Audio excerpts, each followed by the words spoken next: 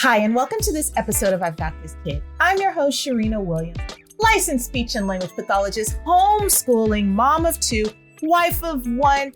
Excited to be here another day, y'all. And it is, as always, an honor and a privilege to serve you guys another week as we go into another month. It already feels like this year is going by fast. Here we are in March, and we are going to be talking Memory Mayhem. For the month of March, we will be talking everything memory from infancy to preschool, and then we'll be capping things off with some proactive tools that you can start using from day one. So this is a ride and a journey that you guys do not want to miss because, as always, I'm going to be breaking it down and getting us all tooled up. So, world changers, you might be asking yourself, why memory, Cherina? Well, because memory impacts our thinking, our learning, our language, literacy, planning, following directions. You get in the gist, it controls everything. Problem solving, reflecting, imagining, and the ability to form a positive sense of self. All that comes from memory. And guess when it starts? In the belly. Yeah, in the belly. You know, some studies show that babies in the belly show signs of understanding their mother's voice and are familiar with nursery rhymes that they've heard over and over and over and over again. And so that just tells you how powerful memory is, because in the belly, your memory's starting to form new things, not the long-term stuff, but the short-term stuff. And we're going to get into that now. So I can't wait for you guys, again, to go on this journey with me. So let's just get right into things. What are memories? Well, memories are things that we hold on to, thoughts that we hold on to, behaviors we hold on to. And there's two types of memories established in infancy. That is our declarative memory and our non-declarative memory. No, you don't need to write notes about this or like take down like the heavy stuff. This is the stuff that you just need to understand, to be in the know, like what's going on with my little sugar when they come out, what's going on with their memory. Why is it that they don't remember stuff like 2 or 3 years down the line, or when they're adults, they don't understand or don't remember, not understand. They don't remember things that happened when they were in the belly or when they first came out. And the reason why is because these two different types of memories are not long-term. Long-term memory has not been established in infancy. And so our declarative memory, it's like the episodic memory, the episodes of your life. Think of it like a TV show. It's like the things that you can recall or the past events. It's little things that take place that you're able to remember. Our semantic memory, these are like the rules, the language rules, the concepts. That's why language is so important at this point, because sugars at this time are learning how to build up their symbol system or their dictionary in order to understand how, by 12 months, to start using it. And it also deals with how you relate to people in the world. So you can also have a little bit of emotions or things like that. The other piece is our non-declarative memory. That's the implicit memory, the unconscious stuff, the stuff you don't think about, like tying your shoes, like automatic movements. Did you know like your body movements are based on muscle memory, right? Because if you don't know that your arm is only supposed to go up and down and you try to bend that bad boy backwards, how good is that going to feel after a while? So it's the memory that happens, the things that happen automatically. Those early memories are happening during that point, learning how to suck, learning how to swallow, learning how to listen, learning how to use those fingers, remembering that when you blink your eyes, it goes up and down and you probably don't want to do it for long periods of time or else sleep is going to happen. That's memory. How to move your feet back and forth. All of that stuff relies on your memory. So you'll know how to do it again and again and again. Because guess what? If you ask somebody, please describe the stages in sucking a bottle, what are you going to say? I have no clue. I just do it, right? So, so that's where you think of that kind of memory. And then the emotional memory starts to take place. The familiar smells, mom and dad, stuff like that. Those are all the types of memories that are being built up. And it is crucial that during this time, babies have a lot of these memories. Now, obviously, with the unconscious memories, like the stuff you don't think about, that stuff's automatically happening. But the other stuff, the familiar smells, the language, the semantic memories, the episodic memories, those good events, right? Think about it with the declarative piece. If you recall episodes of your life, do you want to see a bunch of sad episodes or a bunch of yelling episodes or a bunch of fussing episodes? Probably not. You want to remember happy episodes. And when I smell mom and dad, I want to have happy memories or happy feelings associated with that. And so during this time, a lot of foundational stuff is taking place that we so take for granted. These babies are working so hard just to figure out, like, what's life? What does this all mean? And how does this all work? And so that leads me to the next thing. Do babies have memories? Well, I kind of alluded to that earlier, right? Remember I said that long-term memories haven't been established, but short-term, yes. And so in a nutshell, yes, little sugars, they have memories. They're little people. They have brains. They have memories. But again, not quite the way that we would think of it. Their memories are established through their observation and their interaction. Observation, root word, observe. What do you see? Right? Interaction. What is it like to hang out with different people? What is this experience like when I do stuff to people or when mom and dad are talking to me? That's creating an interaction. And I noticed that every time mom and dad comes up to me, they either do funny stuff because they're silly people, or they're talking to me and it cracks me up, or maybe they tickle me and I laugh. And then if I make sound, then they make sound back. And so these are the interactions that sugars are starting to learn. And it's through these observations that every time X happens, then Y happens. Every time something happens, then this is the outcome. If mom comes and she goes and makes this face, this grimace face, like, ugh, then here she comes with the white padded thing and some wipes to clean me up, right? Observation and interaction. Every time I whimper in a certain way and my mouth starts moving and I start putting my head and my face in mom and dad's arms, then they come with this bottle. They feed me. They observed, and the interaction is they're going to feed me. So little sugars are learning how the world works. When this kid who's not quite an adult comes up to me and starts rolling me around and doing crazy things to me and is super loud and taking my toys and shaking them on my head and on my face and their zerberts are way too hard, observation and interaction. It's probably pretty funny. Sometimes it might hurt, but I actually kind of like that person. It's probably a sibling, right? And so they're absolutely making these connections with people around them through experiences around them. And so it's crucial during this time that we are giving them lots of things to observe and lots of things to do so they can start making sense out of it when it's time for them to apply this stuff into their own world. And so it's so funny because research, yes, I'm pulling out the research hat today, y'all. Research says that at 2 months, babies can remember experiences 2 days later. Insanity, right? So there was a study that was done. And what the researchers did, in a nutshell, is they took a mobile toy and they had it to where the mobile toy, the baby could, like, it had a ribbon on its foot and it took the mobile toy and it was able to manipulate the mobile toy by kicking it. And 2 days later, little sugar, whenever it had that ribbon and mobile toy around, started remembering automatically that you start kicking at it and something happens to the toy. For our 6-month-old babies, guess what?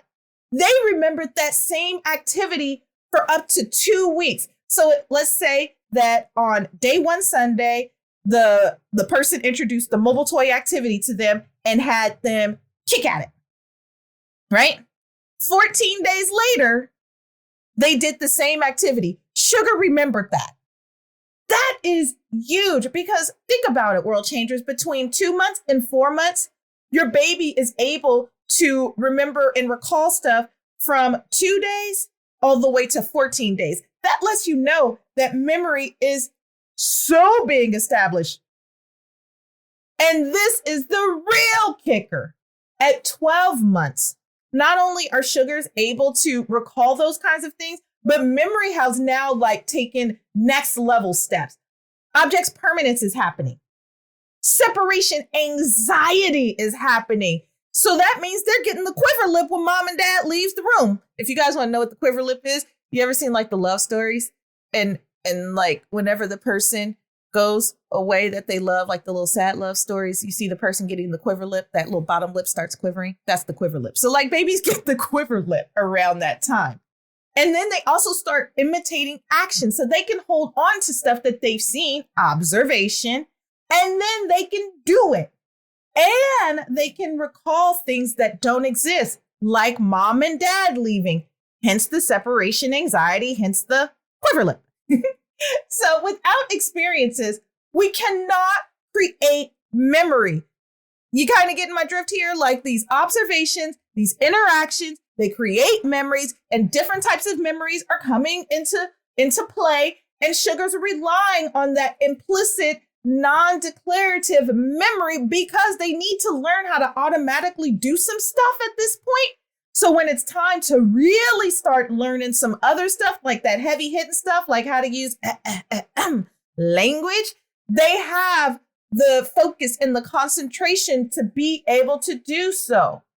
And so it's also super important during this time, again, that semantic memory, that language being built up, which is why I always encourage you, world changers, to talk to your babies. As soon as you know that there's a baby in the belly, start talking. Start talking, because we now know that 1, it helps with interaction and attachment. 2, it helps them understand language. 3, it helps them make a healthy connection with mom and dad, mainly mom. They really hear mom's voice more than dad's voice at this point. And so it's super important for us to be talking to our sugars this time. We want to talk to our babies as much as possible, because the more times that they hear the same things over and over and over again, the more likely the memory is going to stick, and that symbol system is going to be created while they're young.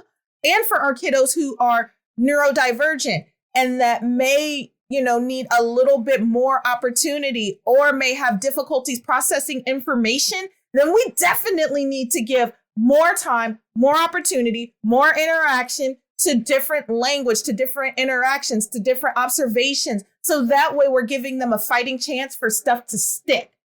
This is also a great time to teach foreign language.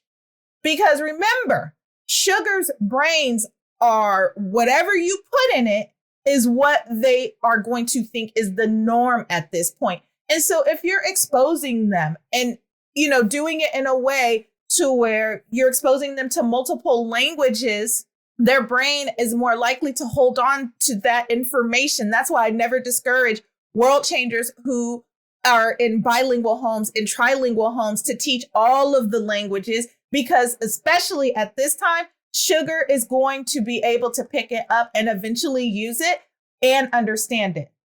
And so it's most important that during this time that babies are learning through what they perceive and what they do, and that their thoughts and ideas are reiterated through consistent interaction, and that we make sure to keep things spicy for them. We want to keep things spicy because variety is the spice of life. And the more that we give them exposure to age-appropriate activities and experiences during this time, then the more better they will fare off. And so I'll give you some more tips in episode 4 for some concrete activities.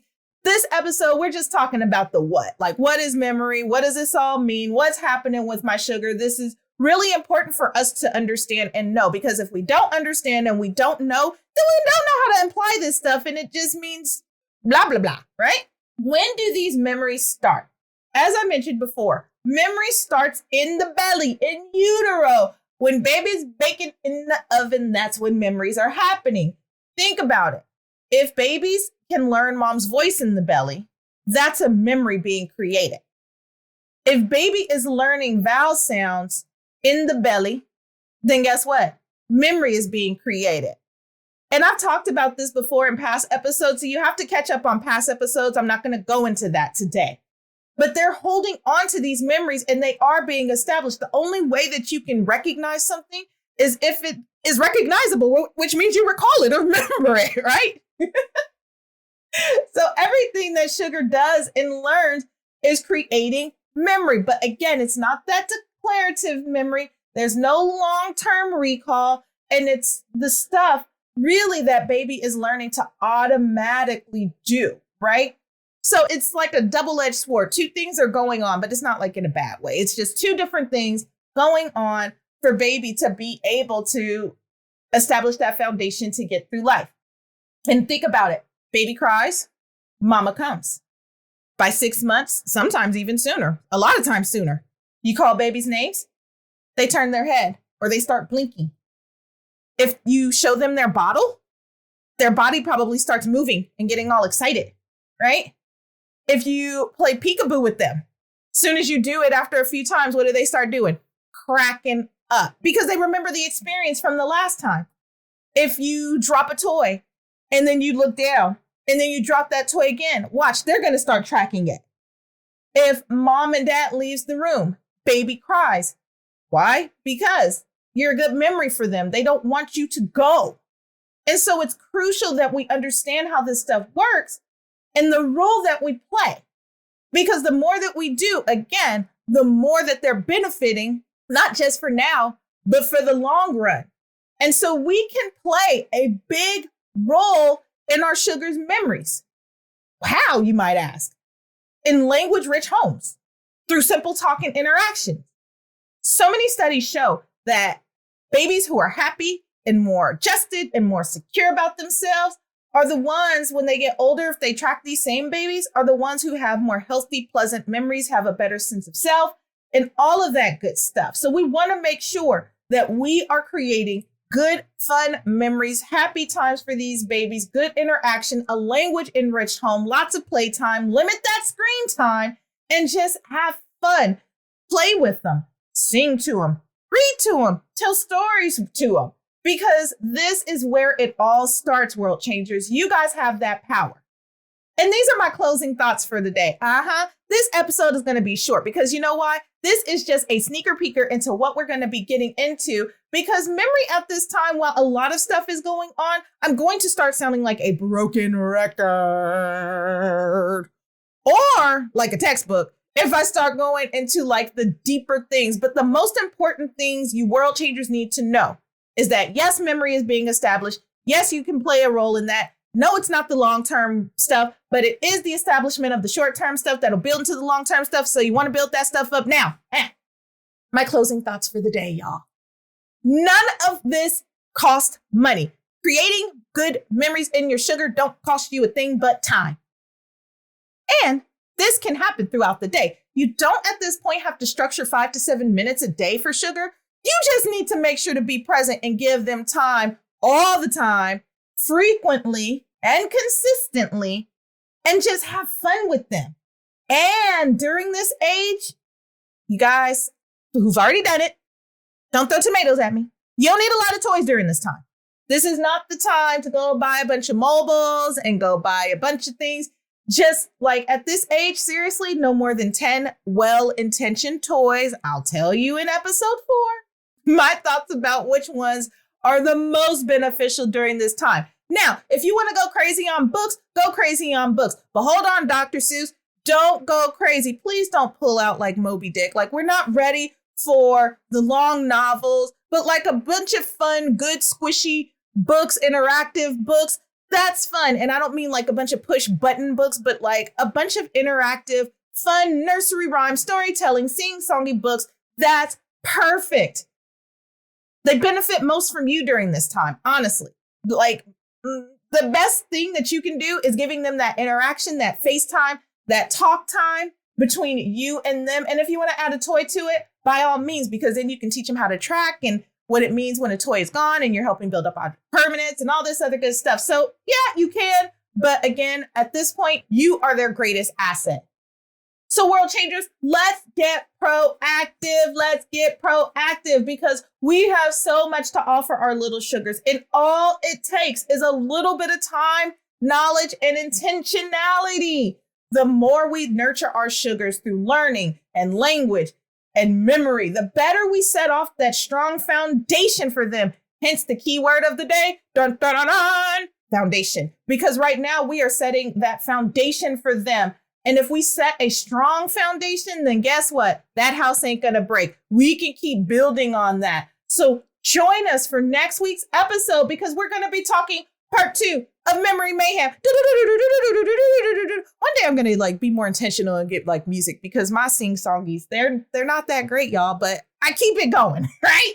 But we're going to be talking about making that toddler work because now my favorite age is coming up, the toddlers. This is when memory goes next level. We're going to talk about it. We're going to be talking about memory testing. We're going to be talking about risk. We're going to be talking about strategies. I'm going to be here with you guys and it's going to be fun and I cannot wait. If you have not done so, please subscribe to I've Got This Kid. I love podcasting with you guys. I love hanging out with you guys and I'd love for you guys to be part of the community. Not only that, if you're loving what you hear, enjoying what you hear, please share it with a friend. Share some episodes. If you're like, hey, I don't want to explain this to you, but Cherina talked about it and it helped my understanding. And so here you go. Or I have a question or my friend has a question. Send that stuff over to me. I'd love for you guys to share. I'd love for you guys to continue to engage and ask your questions and just come along for the ride. Also, if you haven't done so, please join our social media community. All those links can be found below along with all of the sources from this episode because y'all all know I ain't a plagiarist. So send in those questions because remember, there's no such thing as a silly question, rather an unanswered question. And until the next time, world changers, as we will continue with Memory Mayhem, making those toddler words. Take care, y'all.